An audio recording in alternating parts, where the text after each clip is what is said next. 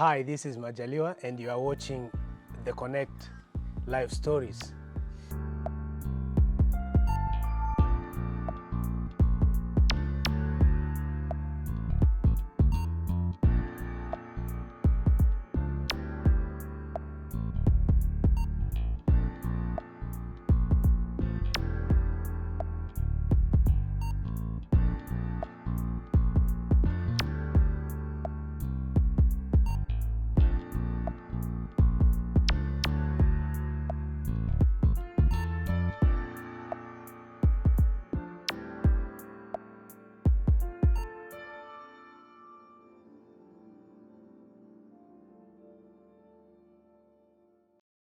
Actually, for me to come to Australia, there is a lot that happened. I came from the Congo, and due to war and social calamities, I went to Kenya.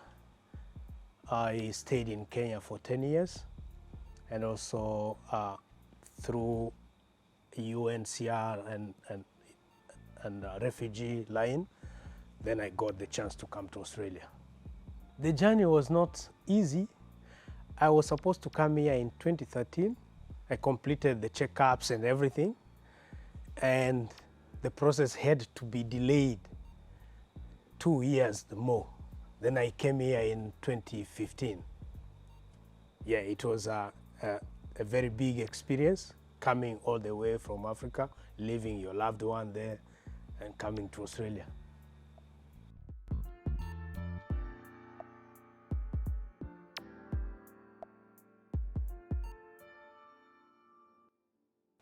As a refugee, I remember coming from Nairobi to Australia. We had to wear different clothes. We were given clothes to wear and a very big paper bag written IOM, International Organization for Migration. So you have to walk with that one in the plane, and at every time when you are off the plane, there is somebody. We met somebody in Dubai who welcomed us. She was just there watching people who will be wearing the same clothing and having that paper in their hand. So she had to direct us from how we're gonna change the flight. Then we spent few hours there, and it was a bit surprise to the lady, because she thought maybe because these are refugees, it will be hard to communicate. And he had a little gadget in case if we couldn't speak English, so he would be asking the gadget to do some interpretation. But lucky enough, I could speak some. Then we interacted, and she facilitated us to get another flight to Brisbane. Then from there to Brisbane with the same clothing, because we were given 2 pairs each. We were 5, me and my wife and 3 kids. And then we changed there. When we got to Brisbane, it was the same story. So we found another person waiting for us at the airport. And then they told us the journey is not ended yet. So from there to Darwin. So we bought another flight from Brisbane to Darwin. So the same story. When we got to Darwin, that was the end of our journey. And then it was like, you are coming from the city and you are going to the little villages. We couldn't believe, but at the airport we found an interpreter, a Kenyan lady, and the social worker, and many other people around there. So they took us to their house, and we begin to see things differently from how we expected. And I remember another lady could even ask me and said, "Oh, but you can speak English, what happens?" And I said, "What do you mean? English is just a language." Yeah, she was a bit shocked. She was called herself as a volunteer of the family, and she was told every family that comes in had to have an interpreter.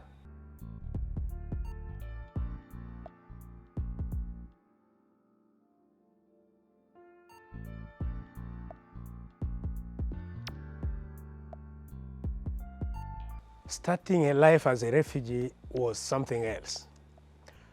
On my side, I can say I had a laptop and we were told you will find everything there in the house. So I gave out my laptop. I had a smartphone, I gave it out.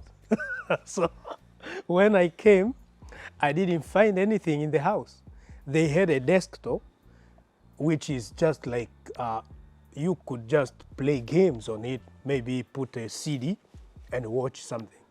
When I went through the computer, there's nothing, there's no program in the computer. Then I said, what is this?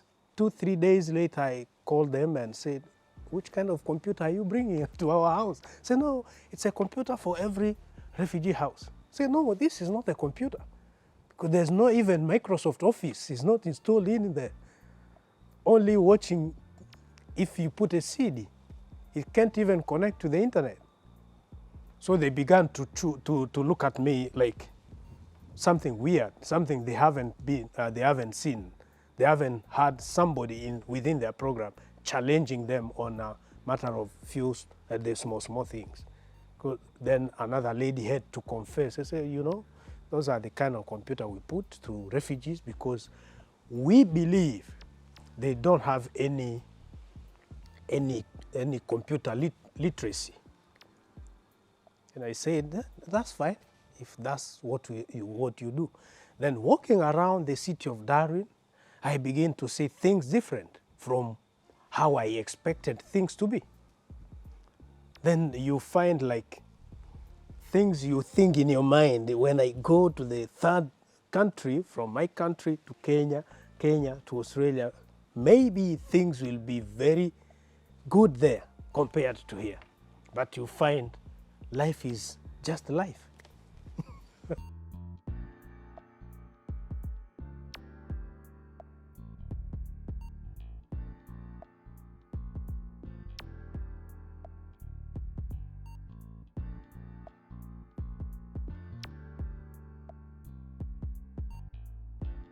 Some of the challenges were like food. The food that I used to eat was not readily available. That was something which was very shocking, because I used to eat ugali, boil some rice, but you can't get things that you want. And the volunteer could bring different foods which we are not used to, and it took some time to begin to know the place and to see where we can have the kind of food we like. That was the first challenge. Overcoming that challenge was just to stay hungry for some days, drinking soda or something, and maybe wait until the social worker had to drive us around the African shops where we can get some food commodities related to what we are used to. And another challenge was communication. For me, I take it as a challenge, because every time we had an appointment, maybe to go to Centrelink, to Medicare, to the bank, an interpreter was always expected to be with us. While I could communicate well with the social workers. So on one hand, they wanted, even if I could speak directly to them, seeing that there is already an interpreter with us, I need to speak in Swahili so that the interpreter can also have something to say. So language was another issue, which had to take long, and I had challenges, people asking me, why are you speaking English so well? How long have you been here? Then if you tell them 3 days or 1 week, they don't believe. Yeah, when we went to the bank, it was the same story. Somebody wanted to explain to me how the ATM card works. Then on one side, it was like my own mistake, because I told them, no, I also use ATM where I come from. then you are like, on one side, you are like shocking them from the information they have. They know you have been in a refugee camp, so they have to spend a lot of time to explain to you all these small things. But when you show them that I have been using these equipment, for instance, it becomes a different story. Until I remember, because of the language challenge, even some Australians could ask me, are you really a refugee? Are you really from Congo? You see? Yeah. For me, it was a challenge. My friend, that's a very big myth. It's a very big myth. Viewers, if you can believe me, I am the example. When we came, just open the account, and then the volunteer is buying food for us. There's no money. And then they told us after 3 months, then we can start working. And in the process, they are just giving you the money that you can pay the house. And they are not giving you that money for you to see the money. The money is coming to your account, and from your account to the house, to the agency, whichever is renting, you are renting from. So from day one, you are in the house, they start counting. After 2 weeks or maybe 1 week, you pay. So the money is counted. What you can pay for rent, what you can pay for bills, and they are the one calculating because you are new, and the little man that remains, you buy some food around. There's no money given. I had the same impression. I thought, now I'm here, they'll give us some millions here, then we begin to send money overseas. But nothing.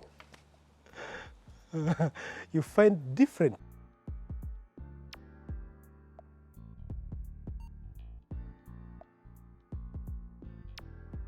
Getting a job as a refugee is a very long story. One, they will make sure you attend English classes. That was another challenge. For you to go for a job, after 3 months, you have to attend English classes. And maybe after 3 months or 6 months, you go to another level, That's where you can now begin to think about applying a job anywhere. Because everywhere you think you can work, they want you to have a little of training. And because you are from a refugee background, you have to understand the language spoken in the country before you can jump on all other issues. So it is a challenge, even up to now. Like on my side, I can say, I was told, since you are new, yeah, we understand you speak English, but you have to attend English class. I went to Certificate 3. You know, before you start, you have to go through an interview. When we did the interview, the teacher said, nah, we can't hold him here. He's above our level. So they said, okay, we will organize, maybe after 2-3 days, we organize to have an interview in Certificate 4. We went for an interview, the same scenario.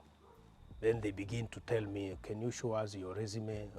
What have you been doing there? And we see your English is good. I told them, no, English being good does not define capacity of somebody. English is just a language. What about those children who are born in England? So I didn't qualify to attend those trainings. And those are like giving me a chance to begin to work. So I lost that chance, and then I was told, you can't stay like that. You need to begin to find a job. How do I find a job? Another person told me, you can volunteer. You can begin to volunteer here and there. Volunteering is another process. You have to apply. You have to go through police check. Yeah, it's a challenge more than how people think. Overcoming it, for me, because I didn't qualify to attend those English classes, I applied to attend uni. I applied a course to do at the uni in the meantime. And when I got admission at the university, I began to volunteer with the Red Cross in North Melbourne. That's how, on my side, I overcome it. But during holidays, I started, because of the volunteer experience, I started doing some factory jobs, maybe 3 months or 1 month, 3 weeks or 1 month. Then when uni resumes, I go back to uni.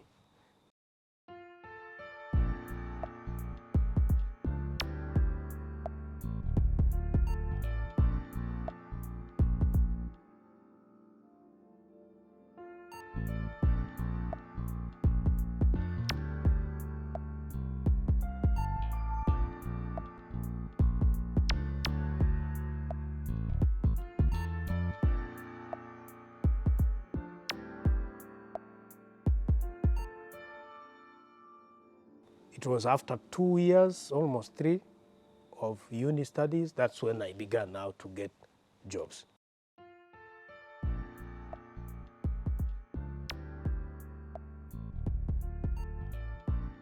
My advice to other refugees in terms of overcoming challenges, the first thing is we have to accept that this country uses a different language from where we come from, and the little that you can know to communicate with them is enough for you to begin to see where you can work. The problem with my fellow refugees is that many of them are feeling okay, are happy with this little money that is given for paying rent or paying bills. And some of them, because there are a lot of things that you have to do before you get a job, they stay home. So I don't encourage them to stay home. Let them go out there. If it is any certificate that they can have, like in 6 months, after that, they have to chase on having a job, because that's the policy of the government. You have to at least have a little training of whatsoever you want to do, be it cleaning, be it anything. So after that training, then you can go into a workforce. So that's my advice. People don't need to stay home. Let them go out there. If there's a chance to learn the language, let them learn the language. You don't have to know every word, but the little that you can know to communicate with the supervisors and everybody, do another little training on any area that you want to work, and they can go from there.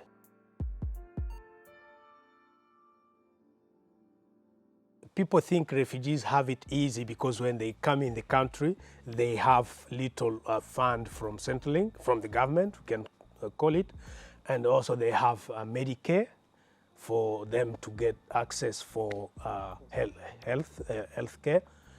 Those things are not enough. They are just like basics, which they can move you to the next step. They are very basic things that coming here is not easy. Coming alone is not enough, because after you are paying the house and you are buying food, that's not enough. You want to have a different clothing and other things you want to have in your house. For you to go to that level, you need to work. So those who are thinking coming here is to relax, coming here is to work. And some of us are working at night.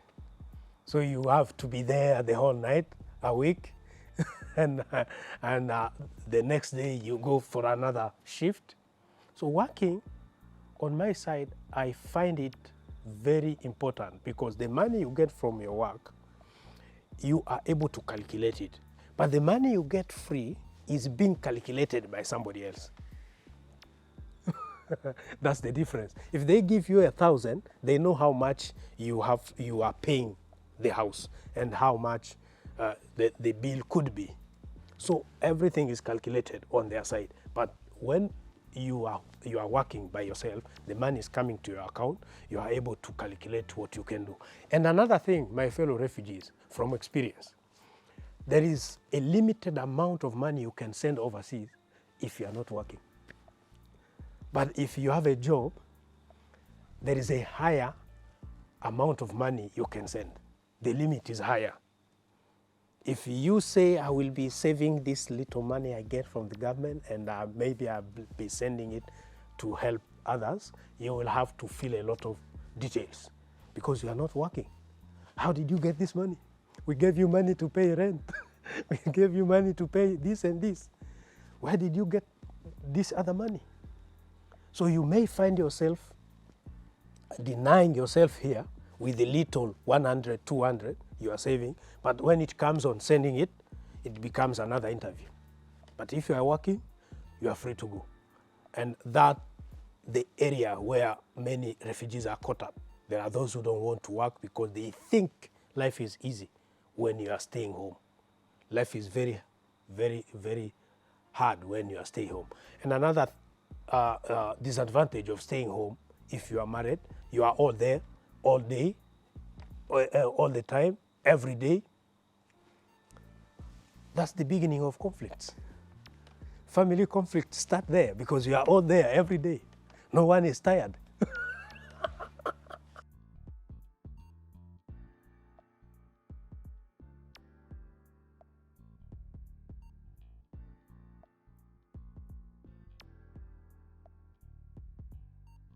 Yeah, what I do in life, I can start back. I was a teacher. I've been teaching for some years back. When I came here, I couldn't get a job, as I mentioned, and had to do Bachelor of Social Work. And in the middle of that, I began to work as a youth support worker. And gathering all this information, including the challenges I got when I came here, the thinking mentality that I had, maybe coming here, things will be easier. And when I began to gather all this information, I said, no, I need to begin another level of awareness. And I call it Awakening Campaign. It is like waking some people up to know that where you get more respect is where you belong. And people like me belong to Africa. And if we deny the fact that we belong to Africa, then everything is messed up. So I began to show people that whatever we can do in a foreign land, it has a limit. For you to go to another level, you need to begin to think where you come from. Why, Mr. Peter? It was every time when you are in a class or in midst of other people, they had never stopped to ask me, where do you come from? And you tell them. How long have you been here? You tell them. So you find yourself like being asked one question over and over. Then I began a YouTube channel, and then I started those videos people watch to awaken my people to know who are we, and why are we here, and where are we heading to. So I love that job because it is awakening many people, and it is making so many people aware of where they come from. I have a testimony of a person who has been here for 15 years, and they just squandering money, the little that they get from these tough shifts. So they are using everything here, buying Mercedes, buying expensive things. But the moment they began to watch my videos and say, okay, so it is only from in your home where you can invest the durable things, where you can build a legacy, where you can leave something for your offspring. Then the people have begun to shift their mindset. So that's now what I do. But the wake-up call that I make has got also a lot of challenges, people challenging me, including even the Western people also challenging some of the things that I say. They want to have evidence. There are things that in life you don't need evidence. You need common sense. You see what is happening there on the ground and see your life and then decide what to do.